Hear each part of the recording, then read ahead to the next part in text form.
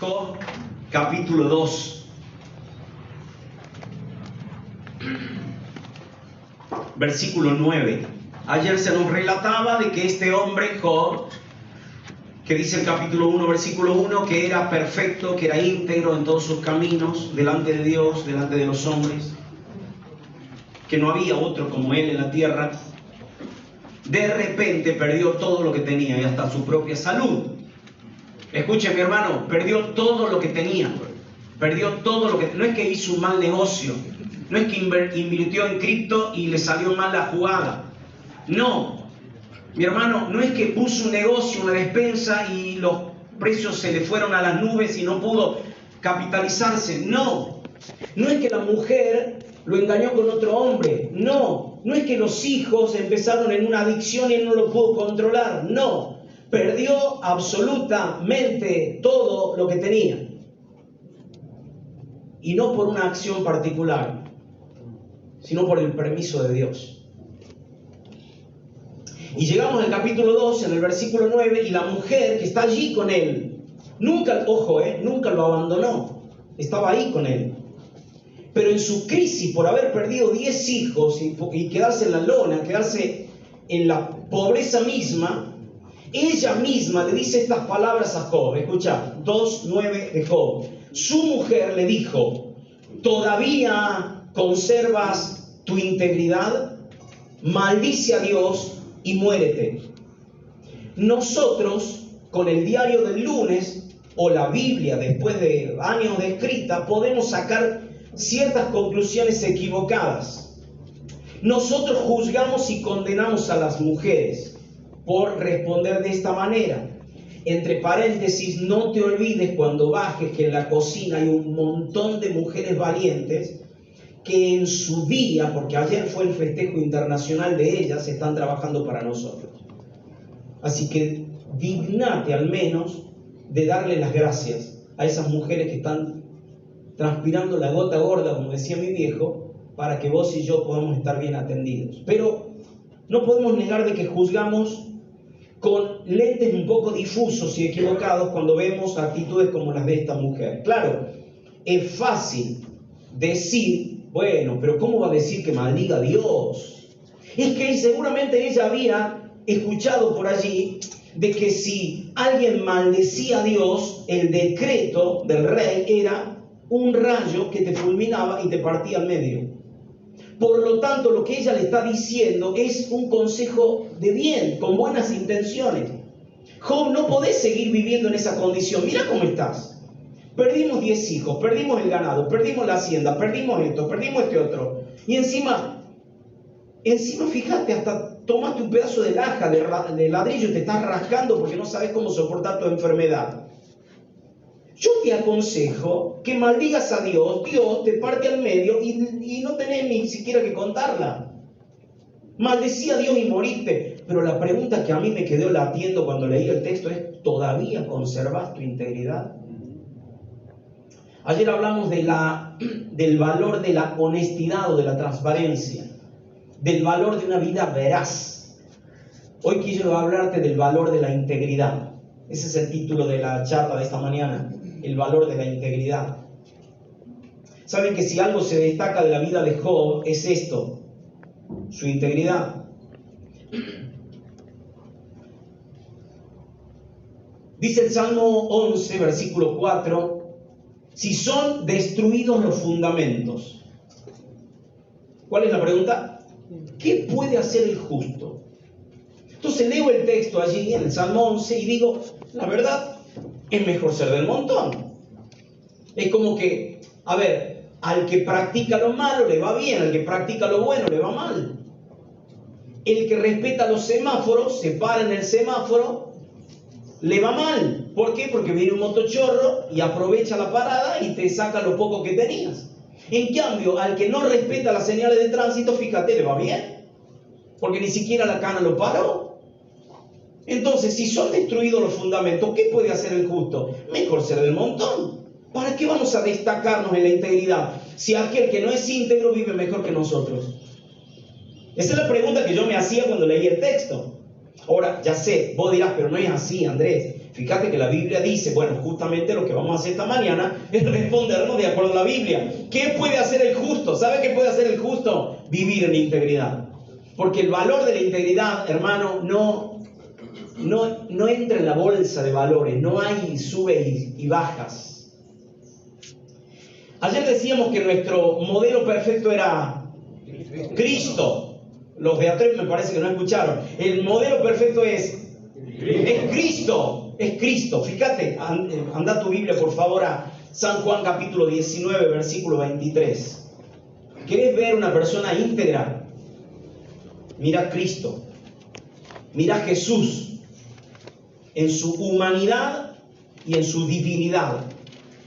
San Juan capítulo 19, versículo 23 es una de esas perlitas escondidas en las Escrituras. ¿Por qué digo perlitas escondidas? Porque cuando por lo general leemos los evangelios, en estos textos, por lo general no nos detenemos. ¿Por qué? Porque nos detenemos cuando Dios hace los milagros, cuando Jesús camina sobre el agua, cuando sana al ciego, cuando levanta a Lázaro, cuando sana al hijo de la viuda de Naín, o cuando sana a la encorvada en el templo. Esas cosas nos... ¿Viste lo que hizo? Pero cuando llegamos a Juan capítulo 19, versículo 23, lo pasamos de largo. Y quiero decirte que es uno de los textos que deberías tener marcado, resaltado, que salta a la vista y que lo tengas pegado en tu refrigerador o en tu heladera. Porque el texto bíblico dice que cuando los soldados crucificaron a Jesús, le quitaron sus vestidos y los dividieron en 4 partes, una para cada soldado. ¿Estás conmigo? Pero su túnica, dice el texto, era sin costura, tejida en una sola pieza. ¿Saben qué palabra se podría sintetizar acá? Integridad. A ver si estás conmigo. Mirá, la vida interior de Jesús se reflejaba aún en su túnica. Su vestido reflejaba lo que él era por dentro, un ser de una sola pieza. La palabra íntegro significa eso. Por lo tanto, cuando nosotros vivamos una vida de integridad, no la vamos a vivir levantando nuestros brazos al cielo, frunciendo el ceño, eso quise decir, agachado, postrado en tierra, orando, también allí, pero en aspectos prácticos. Y me gustaría que volvamos al libro de Job para que aprendamos el valor de la integridad. El valor de la integridad. Job capítulo 31. Y mantener tu libro abierto allí o tu Biblia encendida en Job capítulo 31, porque vamos a revisar en el tiempo que nos resta lo que caracteriza a una vida de integridad. Porque vamos a hablar del valor de la integridad. ¿Puedo recomendarte algo? No porque el predicador sea de destacar, sino porque la palabra de Dios tiene que hacer mella en nuestro corazón interior, en nuestro mundo interior. Y es que tomes nota, hermano. Yo tengo una esposa que es muy diligente en tomar notas, hacer listitas del plan del día, de la rutina, de las cosas que se tiene que hacer, que comprar, de lo que no se debe olvidar. El ser humano, el varón, en realidad el varón no hace nada parecido, nada. Confía en su propia memoria. Entonces lo mandaron a comprar tomate y cae con un cajón de lechuga porque estaba barato. ¿Verdad? Te traje esto, pero yo no te pedí eso, pero estaba barato. ¿Y qué hago con un cajón de lechuga? No sé qué va a hacer, pero estaba barato. Y te cae con una bolsa de chisito para los chicos, pero no tenemos chicos. Y bueno, salgamos a repartir, pero estaba barato. Ese es el varón. Ese es el varón. Entonces te ayudo, te animo, te invito a que tomes nota. Porque vamos a ver algunos aspectos de la integridad. Número 1, fíjate, Job capítulo 31, versículo 1 al 6. Leo y dice así: hice un pacto con mis ojos, de no mirar con codicia sexual a ninguna joven. Pues, ¿qué ha escogido para nosotros el Dios del cielo? ¿Cuál es nuestra herencia del Todopoderoso en las alturas? ¿No es calamidad para los malvados y desgracia para quienes hacen el mal? ¿No ve Dios todo lo que hago y cada paso que doy? ¿Acaso he mentido o he engañado a alguien? Que Dios me pese en la balanza de justicia, porque sabe que soy íntegro. Versículo 9. Si mi corazón ha sido seducido por una mujer, vuelvo a leer, si mi corazón ha sido seducido por una mujer, o si he codiciado a la mujer de mi prójimo, entonces que mi esposa le pertenezca a otro hombre y que otros hombres se acuesten con ella. Escogí esta versión porque es un poquito más clara en cuanto a la lectura. Dice la versión Reina Valera que sobre ella otros se encorven y que otros hombres se acuesten con ella, dice el texto, porque la codicia sexual es un pecado vergonzoso, un delito que debería ser castigado. Es un fuego que arde todo el camino hasta el infierno. Habría arrasado con todo lo que poseo. Primera característica de la integridad, hermano, el valor de la integridad es pureza. Pureza. No voy a decir nada nuevo, quédate tranquilo. No vas a escuchar una disertación de un teólogo o de un psiquiatra o de una persona o un terapeuta. No, voy a leer la palabra de Dios y voy a ayudarte y quiero que me ayudes a que pensemos juntos en esto. Si hay un flagelo que el ser humano y el cristiano tiene hoy es la impureza sexual. Lamentablemente. En contextos religiosos y aparentemente espirituales como los nuestros, y digo aparentemente porque nosotros nos jactamos de invocar el nombre de Cristo, nos jactamos de decir que tenemos al Espíritu Santo adentro, lamentablemente el Espíritu Santo queda bien chiquito en nuestro interior, apagado y contristado, porque nosotros delante de una computadora hacemos lo que no debemos hacer. ¿Saben que lo primero que hace Job es hacer un pacto con sus propios ojos? Diciendo que no iba a mirar a una doncella, a una mujer virgen. Pero el versículo 9 dice, tampoco a cualquier mujer. Porque nosotros rebajamos la impureza sexual a tener encuentros sexuales reales en una cama real con alguien que no es nuestra esposa. Y lamentablemente quiero decirte que Jesús lo dijo claramente. Han oído que fuere dicho que no cometas adulterio, pero yo te digo que si vos miras a una mujer con cierto interés de llevarla a tu cama mental, ya adulteraste con ella en tu corazón. Por lo tanto, dice Jesús allí, si tu ojo te es ocasión de caer, tápalo. ¿Verdad? No. No hay que taparlo. ¿Qué hay que hacer? Pero si es suficiente, tapo el ojo.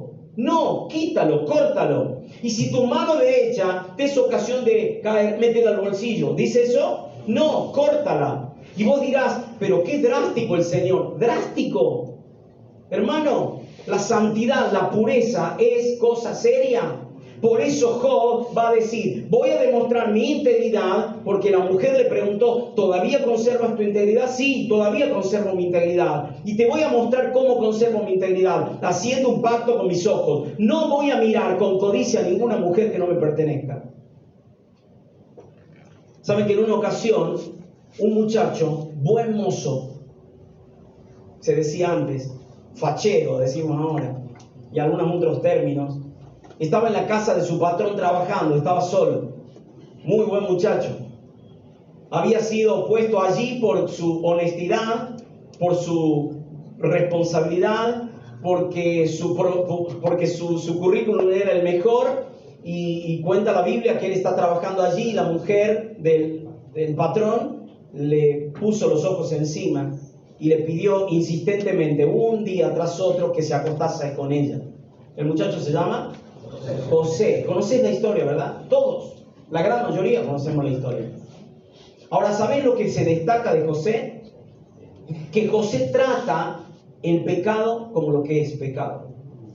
Y dice la Biblia en Génesis capítulo 39, versículo 9, no hay nadie más grande que yo en esta casa y nada me ha rehusado excepto a ti, porque eres su mujer. Y escuche esto. ¿Cómo entonces iba yo a hacer esta gran maldad? Así lo considera el pecado sexual, como un pecado grave, un pecado que ofende a Dios, porque el texto termina diciendo, y pecar contra Dios. Es que a veces pensamos, hermano, que el pecado sexual solamente ensucia nuestra mente y nos distancia de nuestro cónyuge. Y lo peor de todo es que el pecado sexual nos distancia del santo Dios. Al que estamos ofendiendo es a Dios. Dice la Biblia en Efesios capítulo 5, versículo 3. Entre ustedes ni siquiera debe mencionarse la inmoralidad sexual, ni ninguna clase de impureza o de avaricia, porque eso no es propio del pueblo santo de Dios. ¿Acaso no has escuchado un chiste, una humorada con un cierto tinte verdoso últimamente? ¿Acaso no has escuchado y es como que no te animabas a reírte porque el chiste estaba bueno? Mi hermano, el texto dice, ni siquiera se hable entre vosotros la inmoralidad sexual. No podemos ver programas de televisión donde las mujeres y los hombres están desprovistos de sus ropas. Lo estoy diciendo de una manera muy coloquial. Hermano, hasta hace poco el programa más visto de la televisión argentina tenía que ver con sueños. Y entonces había que nadar por un sueño, patinar por un sueño, cantar por un sueño, toser por un sueño, dormir por un sueño. El problema es que toda mujer que participaba del programa estaba desnuda. Y muchos cristianos veían ese programa. Claro, no hay erotismo, claro, no hay pornografía, no, sí lo hay, hermano. Por eso, hasta que no hagamos un pacto con los ojos, no vamos a vivir una vida de integridad.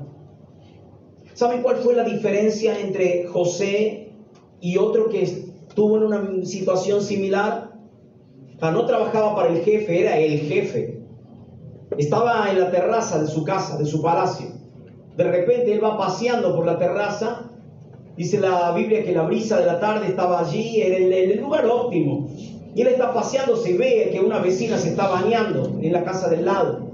La manda a llamar. Esa vecina no era su propia esposa, era la vecina y era esposa de otro hombre, esposa del general de su ejército. Y cuenta la Biblia que la mandó llamar, se acostó con ella. Usted conoce la historia. El final de este rey fue terrible después de su pecado con Betsabé. Y vos te preguntás, ¿pero cuál fue la diferencia entre José, que dijo que no, y David, que dijo que sí? Entre José, que dice que no, y Andrés, que cede a la tentación. ¿Sabe cuál es la diferencia, hermano? Porque del uno, la Biblia dice que era una persona que Dios aprobaba. 3 veces en el capítulo 39 dice Jehová está con él, Jehová está con él. Génesis 39. Pero de David se dice que tenía un corazón ¿cómo?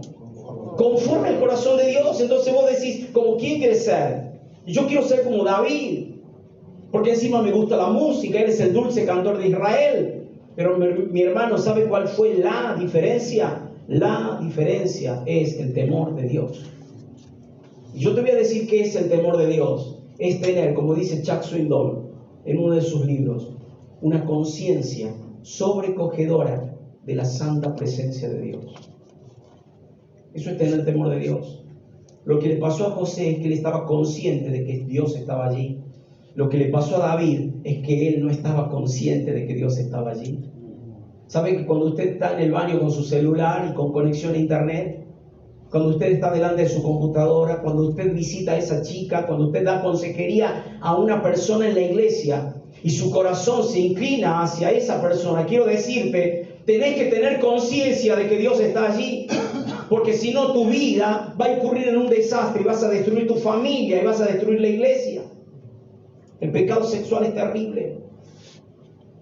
Dice Eclesiastés capítulo 9, versículo 8, que sean siempre blancos tus vestidos. ¿Cómo tienen que ser, hermanos? Blancos. Usted sabe muy bien que es un símbolo de pureza. Que nunca te falte perfume en la cabeza. ¿Puedo decirle algo que puede sonar a una humorada? Báñese, mi hermano. ¿Sabe que nuestras esposas no se quieren acercar a nosotros porque llegamos del trabajo, nos sacamos los botines, nos sacamos los borcegos, las zapatillas, agarramos el televisor, el control o el celular y como que la vida continúa? Hermano, báñese, afeítese, perfúmese. El texto bíblico dice que nunca te falte perfume en la cabeza. ¿Para qué? Para enamorar y conquistar a tu mujer. Pero sigue diciendo Eclesiastés capítulo 9, goza de la vida con tu amada, no con otra, con tu amada, todos los días de la vana vida que Dios te ha concedido bajo el sol. Esta es tu parte en la vida. Esto es lo que te ha tocado de todos los afanes bajo el sol. ¿Sabe qué está diciendo Eclesiastés aquí, el rey Salomón? Que de mujeres había bastante. Está entendiendo al final de sus días, ya viejo y escritor, él está entendiendo de que no hay mayor deleite que poner toda tu atención, todo tu deleite en tu esposa. Y vos me dirás, y Andrés, y yo que soy soltero, el soltero tiene que mantenerse casto y puro. Que nunca te falte perfume sobre tu cabeza y que nunca te falten los vestidos blancos, mi hermano. Te voy a decir algo, no hay nada peor que elegir para acompañarte en la vida a alguien con prontuario. ¿Sabes lo que son los prontuarios, no? Antecedentes penales. Y entonces, si vos no pretendés que una chica haya tenido el prontuario de haber pasado por todos los muchachos de la iglesia, del barrio, del club y demás, quiero decirte que las chicas tampoco quieren lo mismo para vos. Así que no creas que si vos estás con una, con otra y con otra, sos un ganador, sos un winner, mientras que ella es una cualquiera. Mi hermano amado, quiero decirte, hay que mantener pureza sexual. Podemos hablar toda la tarde, todo el día de esto, pero simplemente quiero decirte, si hay algo que tiene que destacarse de una vida de integridad, es la pureza. Eso dice Job. Pero en segundo lugar, fíjate lo que dice el versículo 13. Lo tenés ahí, ¿verdad? Estoy en Job, capítulo 31, por favor, pone un señalador allí. Job, capítulo 31.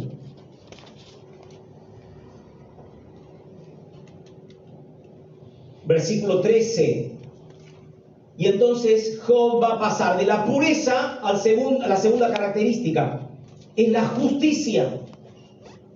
Si atropellé, dice Job, los derechos de mi siervo o mi sierva con sus pleitos conmigo, ¿qué haré cuando Dios venga a juzgarme? ¿Qué le responderé cuando me interrogue? Lo que está diciendo Job lo que está haciendo es una pregunta retórica, lo cual quiere decir que no exige una respuesta inmediata. Lo que está diciendo es, de alguna manera, como no atropellé los derechos de mi siervo y como no avasallé a aquel que pleiteaba conmigo, entonces Dios no va a tener de qué acusarme. ¿Por qué? Porque la vida de integridad se manifiesta no solo en la pureza, sino también en la justicia. Dice la Biblia en Isaías capítulo 64, versículo 6. No estoy leyendo la capital de Rosario, es palabra de Dios, escuchen. Isaías 64, 6. Estamos todos infectados por el pecado y somos impuros. Cuando mostramos nuestros actos de justicia, no son más que trapos sucios. Como las hojas del otoño, nos marchitamos y caemos, y nuestros pecados nos arrasan como el viento. El texto bíblico nos está revelando un diagnóstico, hermanos, y no lo está haciendo con la sociedad a la que vos pertenecés, sino con nosotros los que decimos que tememos a Dios. La Biblia dice que estamos infectados por el pecado y que nuestra justicia es un trapo inmundo. Dicen los que saben que el texto bíblico hace referencia, escuche esto, hermanos, a las toallitas femeninas, a los trapos que usaban las mujeres en su época de menstruación. Nuestros actos de justicia se parecen a eso. ¿Por qué? Porque somos, como decía ayer, piadosos delante de la gente, pero en nuestro interior somos injustos, somos inicuos, somos impíos. Dice la palabra de Dios en Isaías 61:10. Me llené de alegría en el Señor mi Dios, porque Él me vistió con ropas de salvación y me envolvió en un manto de justicia. Soy como un novio en su traje de bodas o una novia con sus joyas. ¿Sabe qué dice aquí el mismo profeta que denuncia las injusticias? Que de la única manera en que a nosotros se nos acredite, se nos impute la justicia, es que Dios haga algo por nosotros. Por eso Romanos capítulo 5, versículo 1 dice, justificados por la fe. ¿Tenemos con quién? ¿Pero por medio de quién? Del Señor Jesucristo, el justo por nosotros los injustos para llevarnos a Dios. No es por nuestros propios esfuerzos. Porque de ninguna manera, ¿sabe? Dice la Biblia en otro profeta que nuestra justicia es como una zarza, toda torcida. Así caminamos, así nos movemos. Por lo tanto, de la única manera en que podamos vivir en la justicia verdadera, y te voy a decir más o menos lo que significa ser justo, tiene por lo menos dos acepciones. Número uno significa esto: hacer siempre lo correcto. Hacer siempre lo bueno, siempre, ¿ah? Entonces, si agarras una recta y en esa recta tenés varios semáforos, no calmes tu conciencia respetando el primero, el segundo te lo salteás, el tercero, bueno, vamos a ver quién hay por ahí. No, es siempre lo correcto. No pagues tus impuestos los que sabes que si no los pago me cae una demanda. No, paga todos tus impuestos. No pagues el servicio de la luz o el servicio del gas y de Wi-Fi me cuelgo al del vecino. No, mi hermano. Tampoco compartas el cable, la televisión por cable o algún servicio así con alguno que, y bueno, vamos al media. Mi hermano, eso no es ser justo. Tal cual como que yo llegue un día a mi casa o vos a la tuya y le digas a tu esposa, yo a la mía, y le diga, amor, quiero decirte que he decidido ser fiel. Qué bueno, amor, de lunes a sábado. Te pregunto, ¿ella lo aceptaría? ¿Ella aceptaría que seas fiel la mayor cantidad de tu tiempo? No. Entonces, ¿puede Dios aceptar que seamos justos la mayor cantidad de nuestro tiempo? No. Porque el que es justo la mayor cantidad de su tiempo, pero no todo su tiempo, es como que yo entro a clase y le digo a mis alumnos, o vos a los tuyos, saquen una hoja, la prueba se aprueba cuando tenemos todas las preguntas correctas. Y entonces el alumno va contestando 1, 2, 3, 4, la quinta no la sabe, pide un machete, lo hace. El tipo presenta la prueba, el profesor se dio cuenta que hay una respuesta que fue copiada.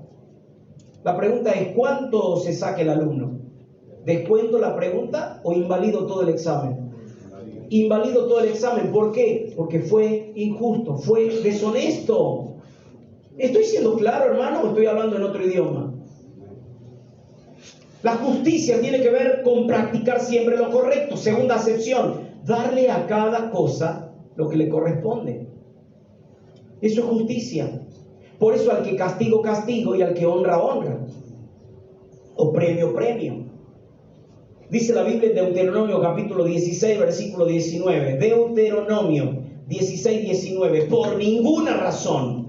Lo dice conmigo, por ninguna razón. Otra vez, por ninguna razón. Ninguna razón. Tuerzas la justicia ni muestres parcialidad. Jamás aceptes un soborno, porque el soborno nubla los ojos del sabio y corrompe las decisiones. ¿Sabe de quién? De los íntegros. ¿Quieres ser íntegro? Nunca se debe nublar la mirada con una cometa, con un sobrecito, y bueno, pero acá no ha pasado nada. No, mi hermano. Y te voy a decir, aunque este texto puede aplicarse a los jueces, a aquellos que imparten justicia, también se aplica a nosotros en la iglesia, pero también en nuestra familia. Yo no puedo hacer diferencias en cuanto a juicio de castigo, juicio de recompensa con nuestros hijos. Por lo tanto, dice el texto, por ninguna razón tuerza la justicia. Número 1, pureza. Número 2, justicia. Número 3, fíjate lo que dice el texto bíblico. Estoy en Job, capítulo 31, ¿verdad? Versículo 15. Y el texto dice claramente así: el que me hizo a mí en el vientre, ¿no lo hizo también a él? ¿No nos formó uno mismo en la matriz? ¿Y qué está diciendo Job aquí? ¿Sabe qué está diciendo Job? Que entre el siervo, el criado, el empleado, el vecino, la esposa, los hijos, no hay ninguna diferencia con él. ¿Sabe qué es esto? Una actitud de, número 3, humildad. Humildad. Número 1, pureza. Número 2, justicia. Número 3, humildad. Y dice Job aquí, al fin y al cabo, el que lo hizo a él, también me hizo a mí. Los dos salimos de la misma panza. Tenemos los mismos orígenes. Dice el Salmo 103 que Dios conoce nuestra condición y se acuerda de que somos ¿qué? Polvo. Vamos, hermano, entonces no podés mirar sobre el hombro a nadie. Te aclaro, yo nunca voy a poder mirar sobre el hombro a nadie. Lo digo, lo tengo sumamente asumido. Es más, anoche no sé si pasaron por allí, pero estaba conversando con 3 muchachos, 4 hermanos, y yo ¿dónde estaba? Subido a mi escalón. Y claro, porque si no tenía que, me agarra tortícolis cada vez que hablo con ustedes. Yo no voy a poder mirar sobre el hombro a nadie, pero mi actitud tampoco debería hacerlo. Humildad. Dice la Biblia en Filipenses capítulo 2, versículos 3 y 4. Filipenses 2, 3 y 4. No hagan nada por contienda o por vanagloria. Al contrario, háganlo con, ¿te acordás? Humildad. Al contrario, todo lo que hagan, háganlo con humildad. Y escucha esto, acá está la clave. Considerando cada uno a los demás como superiores a sí mismo. No busque cada uno su propio interés, sino cada cual también el de los demás. Voy a empezar de atrás hacia adelante. El texto no dice que no busques tu interés. Tenés que buscar tu interés, pero no solo tu interés. Como aquel que vio que en la bandeja quedaban 2 milanesas, una chiquita y una grande. Entonces agarró la grande. Y el hermano le dice, pero eso no se hace. ¿Cómo que no se hace? Y no, tendrías que haber agarrado la chiquita. ¿Vos qué hubieras hecho? Yo hubiera agarrado la chiquita y bueno, ahí la tenés. ¿Por qué complicarse la vida? Si vos hubieras agarrado, ahí la tenés, la chiquita.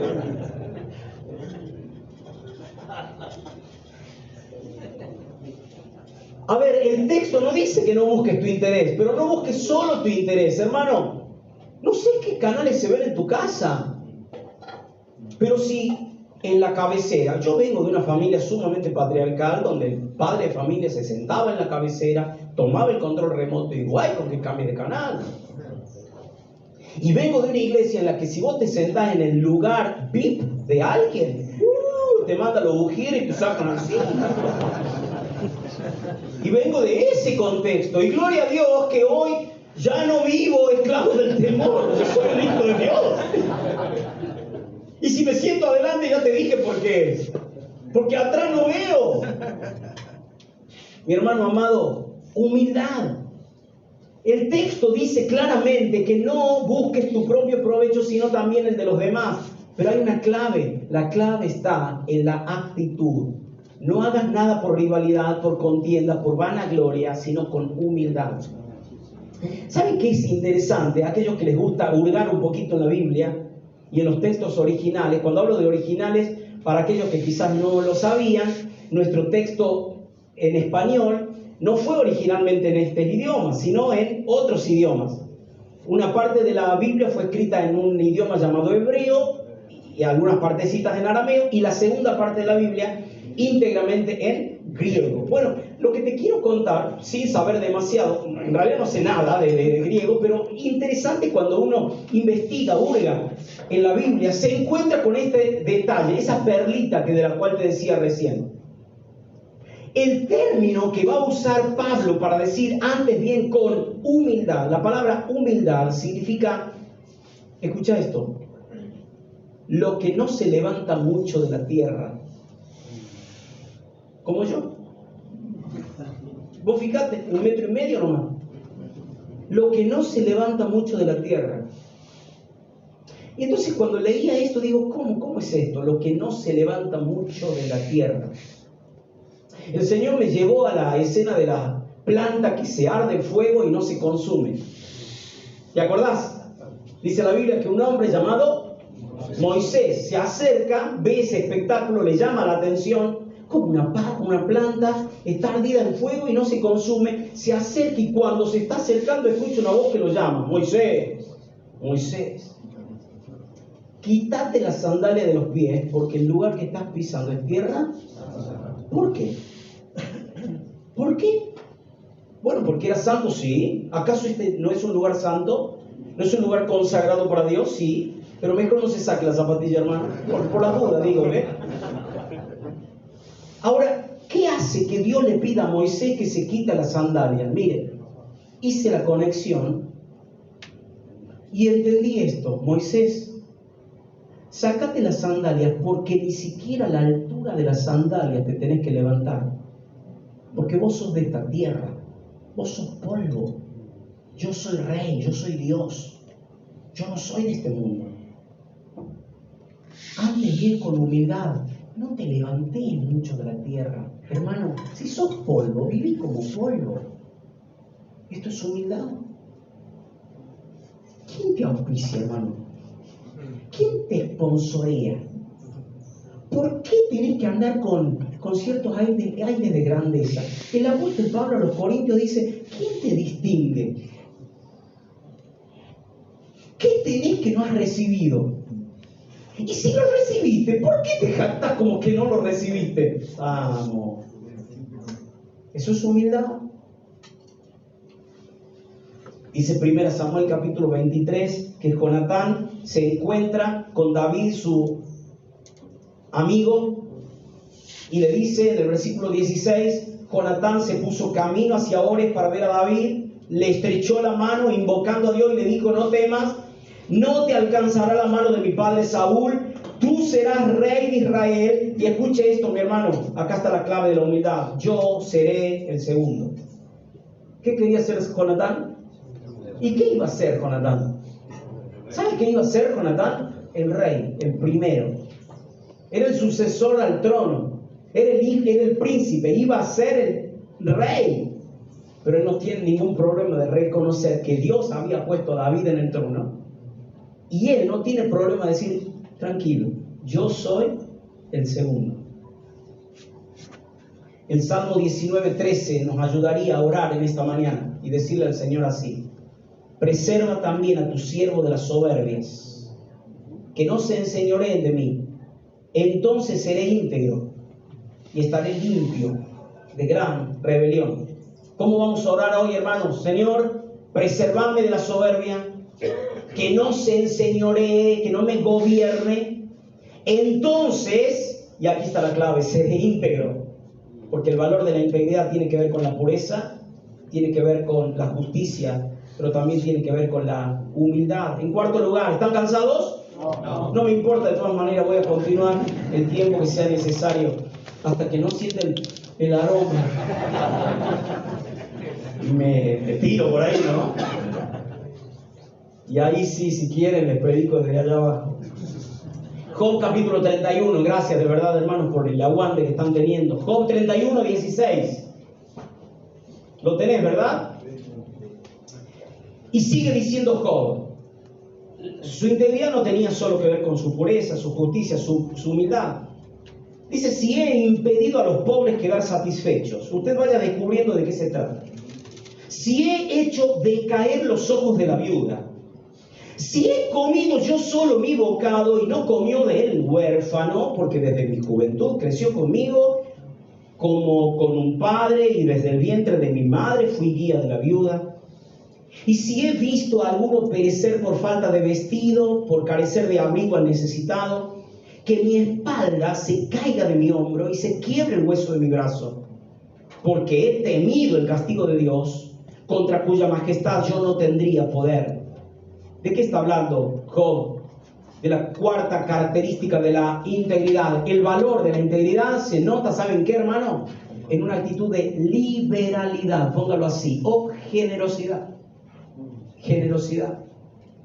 Lo que está diciendo Job es, cuando yo tenía que comer, yo veía si todos habían comido. Dicho sea de paso, si usted me quiere compartir su porción ahora, al mediodía, yo voy a estar cerca suyo, usted mire para abajo, siempre yo ahí escondidito, pero estoy. Y comparta su bocado con el huérfano.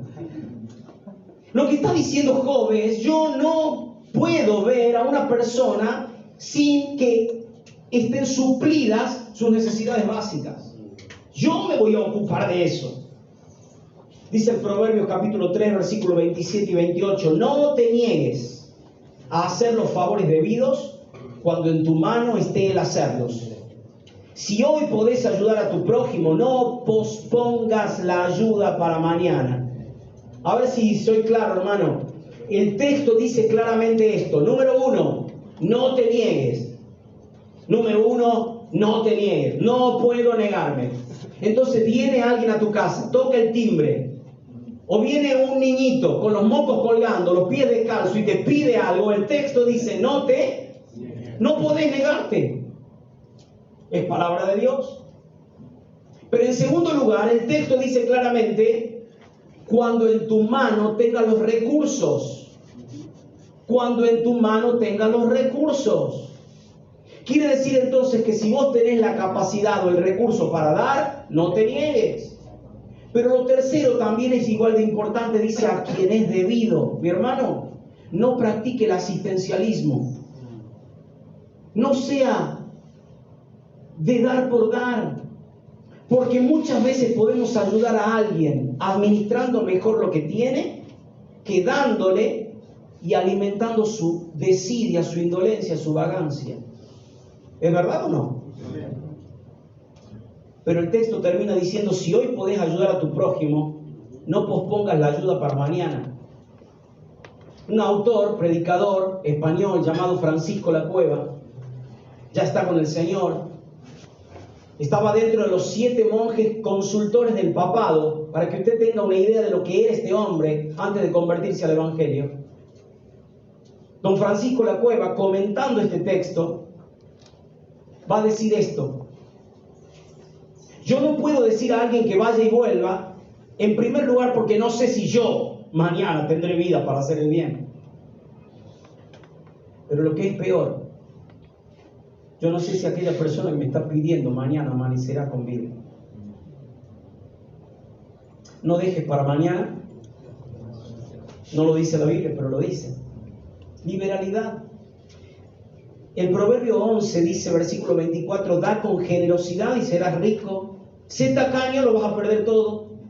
El versículo 25 dice, el generoso va a prosperar, pero el que reanima a otro será reanimado. El versículo 26 dice, la gente maldice a los que acaparan el grano, pero bendice al que lo vende en tiempo de necesidad. Hermano, la Biblia dice esto, que hagamos el bien a todos. Y mayormente, en especial, a aquellos que son de la familia de la fe. Pero hagamos el bien a todos. Nadie va por la ruta y ve que alguien tiene un desperfecto mecánico, un problema, y se acerca, baja la ventanilla y dice, ¿sos cristiano? Antes de ayudar. No. Liberalidad es tener un corazón amplio y es tener una mano abierta para ayudar a aquellas personas que lo necesitan. Se cuenta la historia de 2 soldados que van en su tanque de guerra, en su camión de guerra, recorriendo una de las ciudades ya devastadas por la Segunda Guerra Mundial.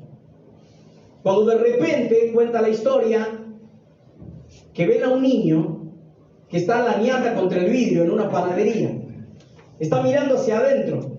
Y el niño, mirando hacia adentro, está deseando lo que están vendiendo allí. Entonces el soldado para el camión, baja del tanque, se acerca al niño, observa y dice, ¿te gustaría comer esos pancitos? Me encantaría, dice el niño. Entonces el soldado entra, compra un poco de pan, se lo da al niño y sin decir una sola palabra, sube a su camión y se está yendo. Cuando escucha estas palabras, Señor, Señor, ¿es usted Dios? Mi hermano, nunca somos más parecidos a Dios que cuando damos. Por lo tanto, ¿quieres ser una persona íntegra? Tiene que ser generosa. Tiene que abrir sus manos. ¿Está conmigo todavía? Hay una quinta característica, lo encuentro en el versículo 24, usted lo tiene allí. Versículo 24 y 25 dice, jamás puse mi esperanza en las riquezas. Como Job, es que claro, no solo tiene que ver con la pureza, la justicia, la humildad y también la liberalidad o la generosidad, sino también con el contentamiento. con el contentamiento. Jamás puse mi esperanza en las riquezas, ni deposité en el oro toda mi confianza. Escuche, jamás me alegré de que mis posesiones aumentaran por el buen trabajo de mis manos. Si usted va al capítulo 1, la Biblia dice que Job era un tipo muy rico, multimillonario. Y hoy que lo tiene nada, no le quedó ni un centavo, él puede decir, mirando hacia atrás, la verdad, hoy me doy cuenta que nunca puse mi esperanza en las cosas materiales. Y nosotros, hermano, cuando usted va al cajero y se da cuenta que el mes le quedó demasiado largo y que el sueldo ya no alcanza, y entra a desesperarse, como ese pobre hombre en Formosa que destruyó la oficina del servicio de electricidad porque no le daban respuesta, o en Misiones. Nosotros agarramos el cajero y decimos, no, ¿vieron la propaganda? Esto seguramente a algunos se debe acordar, la propaganda del chicle Flim Puff, que al nene lo daban vuelta para ver si le quedaba algo. Bueno, a veces nosotros al cajero lo queremos dar vuelta y no sale nada, porque nuestra esperanza está en el cajero, no en el Señor. Contentamiento.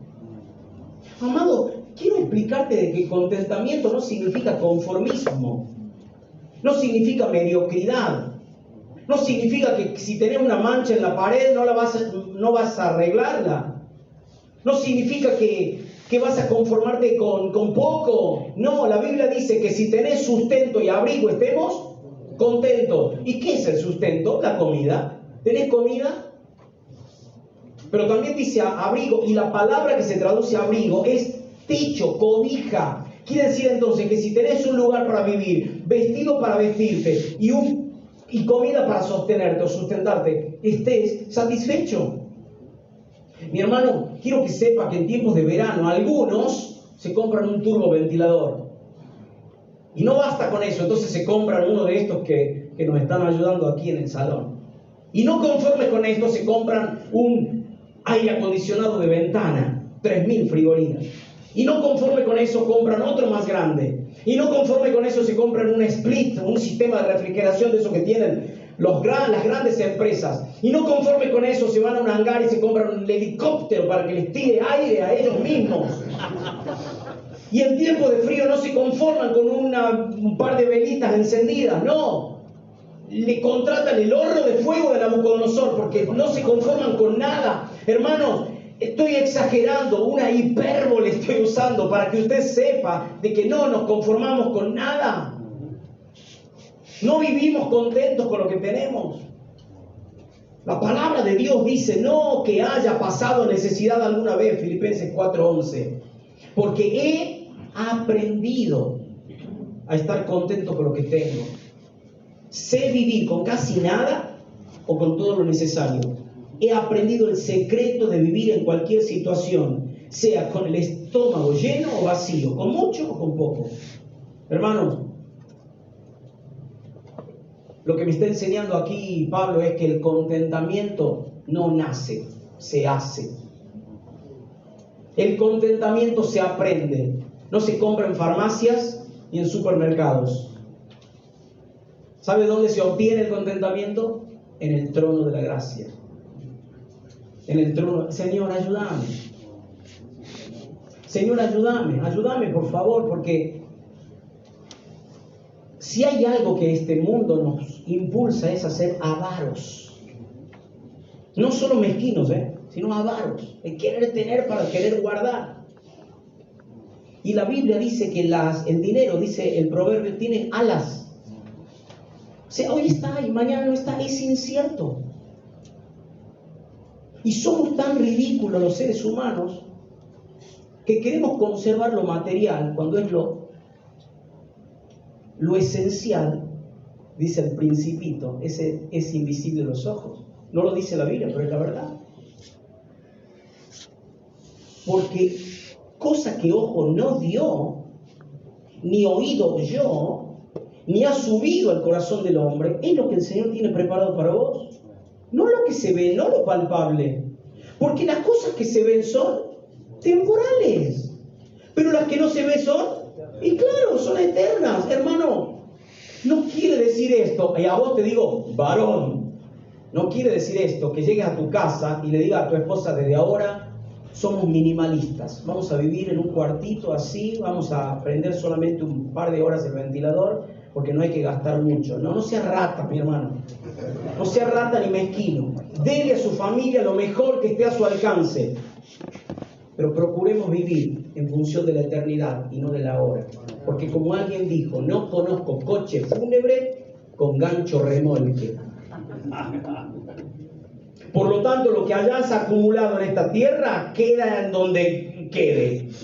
Nadie va a poder llevarse a la eternidad. Dice Pablo en 1 Timoteo capítulo 6 que desnudos salimos del vientre de nuestra madre y desnudos volveremos allá. Desnudos. Entonces es entender la verdadera razón del por qué estamos en esta tierra, para forjar un carácter conforme al de Cristo, no para acumular riquezas. ¿Estoy siendo claro? ¿Está conmigo? Deme un par de minutos más, porque dice el versículo 26.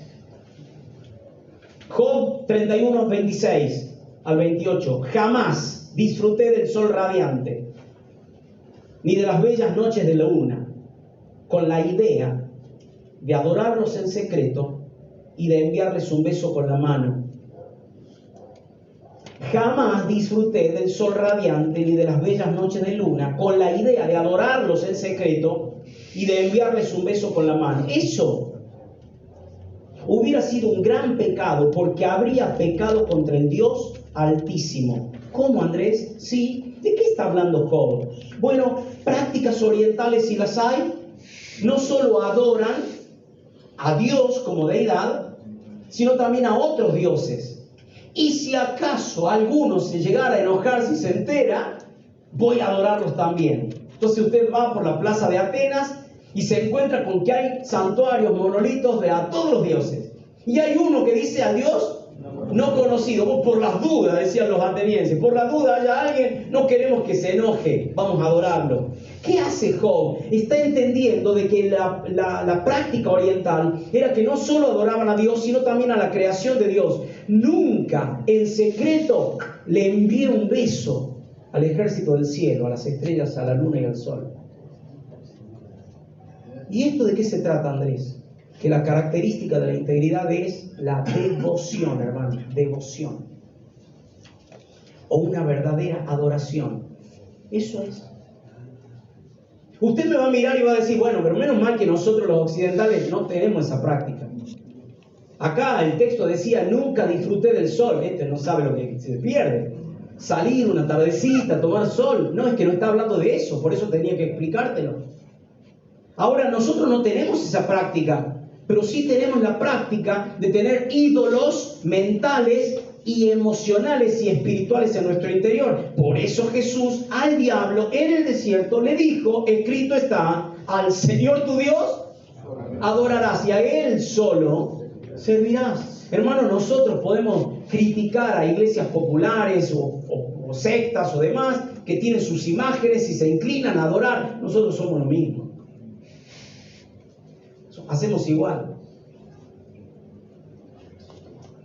Y hasta que no reconozcamos de que tenemos un corazón infiel e idólatra, nunca vamos a tener una vida de integridad. La palabra de Dios dice en el Salmo 44:20, Dios nuestro, si nos hubiésemos olvidado de tu nombre, o si hubiéramos rendido culto a otro Dios, ¿acaso tú no habrías llegado a saberlo? Si tú conoces los secretos más recónditos. Pregunta, mi hermano, verdaderamente, vos hágase un autoexamen. Cuando usted le cantó esta mañana al Señor o anoche, ¿lo hizo con motivos puros? ¿O solamente para que escuchen o escuchemos su linda voz? Todo lo que hace tiene que ver con adoración. Por algo alguien dice que la adoración no es una actividad, sino una actitud. La adoración no tiene que ver con lo que yo hago, sino con lo que yo soy en Cristo. Y entender de que Él y sin Él nada podemos hacer. Adoración, eso es devoción. Vivimos una vida de devoción a Dios. Porque Job dice, no, ni en secreto le voy a tirar un beso a las estrellas. David dice, no, ni en secreto, porque Dios conoce lo íntimo de mi corazón. Mi pregunta es, hermano, yo vi tus brazos levantados, tus ceños fruncidos, tus lágrimas en adoración. El problema es que yo puedo engañarme y usted puede engañarse conmigo. ¿Y si yo estaba levantando mis brazos solamente para bostezar? Pregunto. ¿Y si mis lágrimas tenían que ver con que me entró un bichito? Vamos. El único que ve el corazón es Dios. Por eso Dios le dice a Samuel, no mires a su parecer ni a lo alto de su estatura, porque yo lo desecho. Porque el hombre mira lo que está delante de sus ojos, pero Jehová mira el corazón. Hermano, devoción auténtica. Eso es integridad. ¿Vivimos para Él o solamente chamullamos? Solamente chamullo. ¿Sabe qué dice 1 Juan? 1 Juan dice, hijito, no amemos de palabra ni de lengua. O sea, no chamulle. Amemos con hechos y en verdad. En último lugar, dice Job 31, 29 y 30. Usted después siga investigando y escudriñando y cabe a fondo en el texto y va a encontrar mucho más seguramente, pero este último concepto tiene que ver con la benignidad. Anótelo en sus apuntes. Benignidad. ¿Por qué digo benignidad? Porque Job, en su defensa de la integridad, va a decir esto: nunca me alegré de la ruina de mis enemigos, ni me burlé de sus sufrimientos. Jamás me permití hablar mal de mis enemigos ni desearles la muerte. ¿Qué dice Job? ¿Tengo enemigos? Sí, asumo que tengo enemigos. Ojo, amigos, no está hablando del mundo, la carne, Satanás, no. Enemigo, gente que le deseaba el mal. Malos vecinos quizás. Tenía enemigos. Ahora, ¿qué hace con los enemigos? No les desea la muerte, no les desea el sufrimiento, no pide en esos salmos imprecatorios que habla la Biblia de desearles el mal. No, Job no. Job lo que hace es amar a sus enemigos, como nos enseñó el Señor Jesús. Dice Proverbios 24, 17, cuando caiga tu enemigo no te alegres. Si tropieza, no saltes de gozo. No sea que el Señor al verlo se moleste y deje de estar enojado con él. Hagan todo lo posible por vivir en paz con todos, dice Romanos 12, 18 al 21. Queridos amigos, nunca tomen venganza. Dejen que se encargue la justa ira de Dios. Porque las Escrituras dicen, yo tomaré venganza, yo pagaré lo que merecen.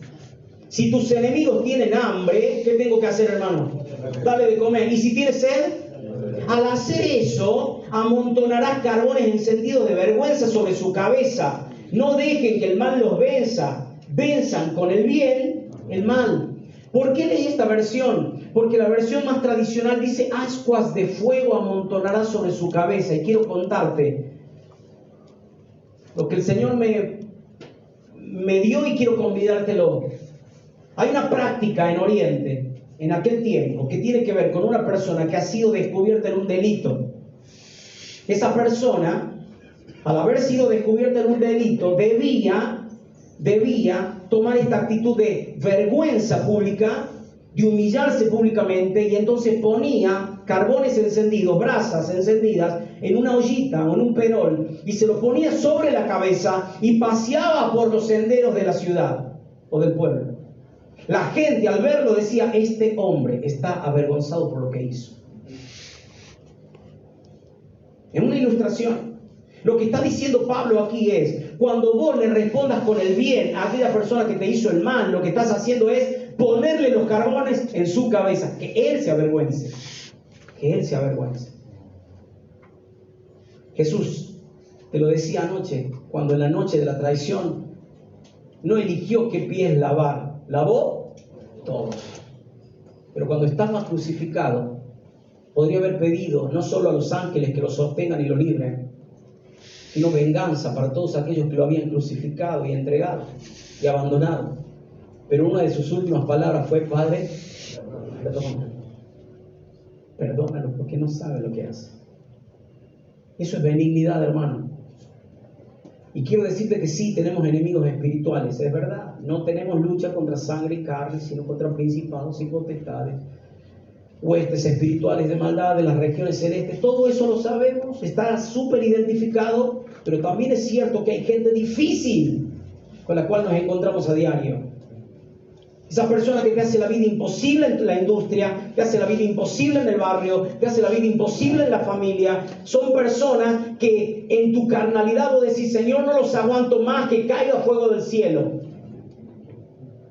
Pero dice Job, yo nunca le deseé el mal a mis enemigos. Eso es benignidad, es perdón. Seguramente habrás escuchado la historia contada por el Quijote de la Mancha acerca de un animalito llamado el armiño. Te lo leo textual al Quijote, dice así: cuentan los naturales que el armiño es un animalejo que tiene una piel blanquecina y que cuando quieren cazarle los cazadores usan de ese artificio que, sabiendo las partes por donde suele pasar y acudir, las atajan con lodo y después, ojeándole, le encamina hacia aquel lugar, y así como el armiño llega al lodo, se está quieto, se deja prender y cautivar, a cambio de no pasar por el cieno y perder y ensuciar su blancura, que la estima en más que la libertad y la vida. El armiño prefiere morir antes que mancharse. El armiño, este animalito, prefiere morir antes que marcharse. El último texto que quiero compartirte es Job 27:5. Fíjense la respuesta de Job.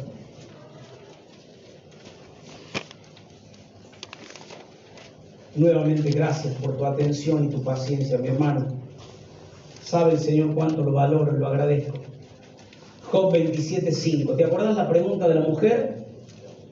La pregunta de la mujer decía, ¿todavía te mantienes íntegro? ¿Todavía no es mejor abandonar? ¿No es mejor ser del montón? ¿No es mejor mancharse? ¿No es mejor morirse? Maldecía a Dios, morite. Job 27:5 dice, lejos esté de mí que les dé la razón a ustedes. Y escuche esto, hasta que muera no abandonaré mi integridad. Hasta que muera, prefiero morir antes que mancharme. Prefiero morir antes que mancharme. Un predicador al que respeto muchísimo ora cada día de su vida esto: Señor, antes de caer y tropezar en la inmoralidad sexual, mátame.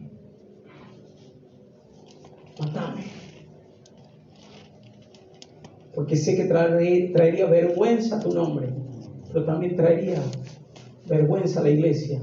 Y lo que es peor, destruiría mi familia. Los justos caminan con integridad. Benditos son los hijos que siguen sus pasos. Así que mi hermano, si tenés hijos, sabe que si vivís en integridad, muy probablemente ellos estén pisando tus huellas. Lo contrario también puede ocurrir. Así que hoy te desafío, mi hermano, a vivir el valor de la integridad. ¿Cuáles son las características? Número 1, pureza. Número 2, justicia. Número 3, humildad. Número 4, liberalidad. Número 5, contentamiento. Número 6, devoción o adoración. Número 7, benignidad y perdón. Hermanos, podemos vivir en integridad hasta que muera. Hasta que muera, no dejaré mi integridad. Oramos al Señor. Padre del cielo, sabemos perfectamente que esto no lo vamos a lograr con esfuerzos personales, ni asistiendo a congresos de varones, ni escuchando música cristiana, ni haciendo ejercicios espirituales. Señor, como Pablo podemos decir, por la gracia de Dios soy lo que soy. Nada más, Señor. Señor, sabemos que nuestro peor enemigo está delante de nuestro espíritu. Sabemos, Señor, perfectamente que somos peor obstáculo para vivir una vida que te agrada. Por eso, en el nombre de Cristo Jesús, trata con nosotros hoy. Ten misericordia de nosotros hoy. Perdona nuestros pecados. Hurga en lo más íntimo de nuestro corazón. Oramos, Padre, como el salmista, examinamos y conocemos. Fíjate si en nosotros hay algo perverso, torcido. Pónenos en un camino recto y eterno, para que podamos vivir en integridad y que nuestros hijos, al verlo, puedan seguir nuestros pasos, sabiendo que nosotros seguimos lo de Cristo. Te adoramos y te decimos gracias en el nombre precioso de Jesús. Amén y amén.